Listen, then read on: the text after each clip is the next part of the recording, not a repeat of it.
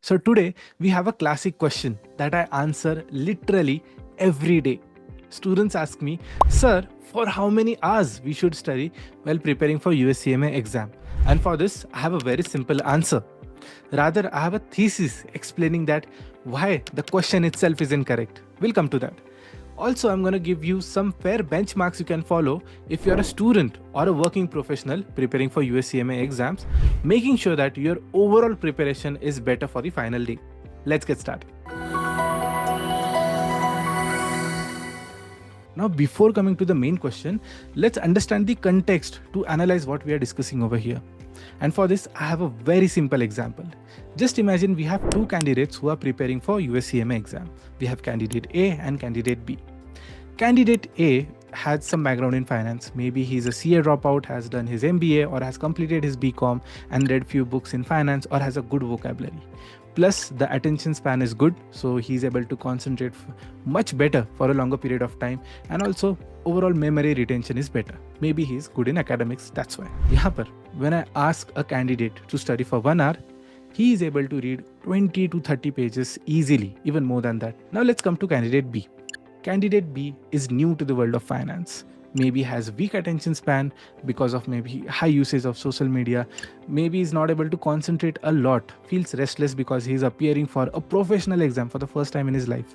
Maybe doesn't have any background in finance, not a good candidate from academics perspective, and a number of things, similar things. So when I'm asking him to study for 1 hour, the amount of coverage he has is just 5 to 10 pages. So do you see the difference? So when in general I ask these students to study for 1 hour, I'm asking candidate A to study more as compared to candidate B, which is quite unfair.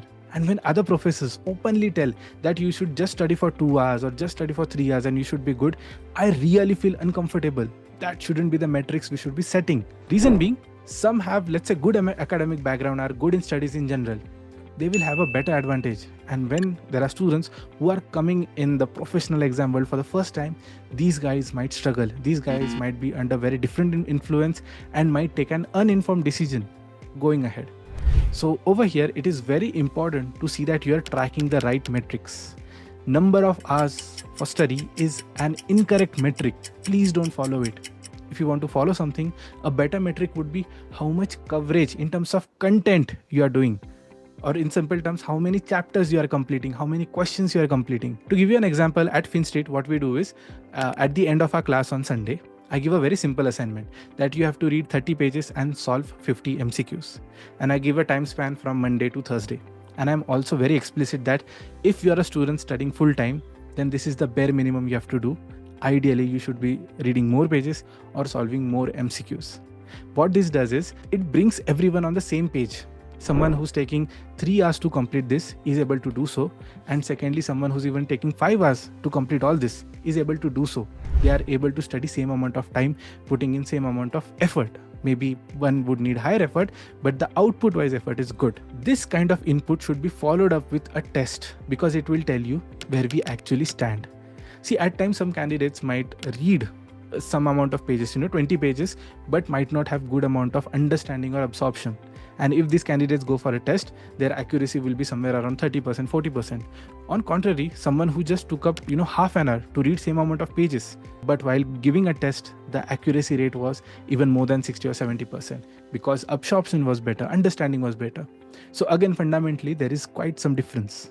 And here we have to draw a line. If someone is able to put in minimal effort and getting good results, of course, 2 hours of study is more than enough. But someone who's putting in a lot of efforts and still not getting results, we need to check the methodology. We need to also go back and see that instead of 2 hours, can we study for 3 hours, 4 hours? Can we study in a better way? Or should we approach overall study methodologies in a new way? Over here also, I'll share a small maybe trick with you or something that we adopt at FinStreet Education. See, when I give an assignment from, let's say, Sunday to Thursday, where students have to complete at least 30 pages and 50 MCQs, and they can go beyond that, I also tell students that if someone is feeling extremely uncomfortable solving these questions or your accuracy is extremely low, what they can do is give an open book test to start with. They can practice first 10 or 20 questions with some assistance from solution. After that, they can jump to an actual test. Their overall accuracy would improve. In general, I have kept a simple benchmark that all candidates should target accuracy of more than 50% while solving questions for the first time. And frankly, most of the candidates in my class are able to do so. But यहाँ पे the corrective learning steps in, where I take a doubt solving session. Whatever mistakes they are doing, I assist them understanding what the solution is, what is the right approach, and what a shortcut can be. And after that, whenever they're appearing for a test of the same curriculum, their accuracy is more than 70 and 80%, which is a good place to be. So coming back to our main point, whenever you are deciding for how many hours you should study, please ask yourself how much quantity of curriculum you need to study, and then plan accordingly and follow up with a test. Ideal benchmark should be first round of MCQ practice, 50% is good. Second round of MCQ practice, 70% accuracy is good. And third time, it should be mainly revision plus the questions which you got wrong for the first and second round. Just attempt those questions and ideally you should get them correct.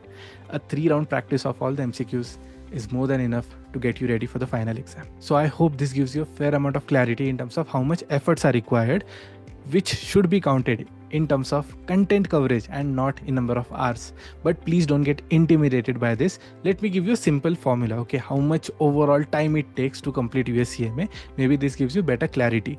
Ideally, what I've observed is for majority of my students, whenever they are preparing for US CMA exam, someone who has a good background in finance, has better understanding, better aptitude, is able to complete his or her studies in 3 to 4 months.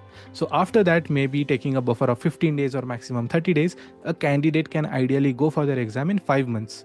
4 months of study or maximum 4.5 months of study, 15 to 20 days for your mock exams, revision, IMA support package, and then you go for your exam. Someone who doesn't have background in finance might take some more time. Ideally, BCom students, especially who are in your first year or second year, this is my advice for you.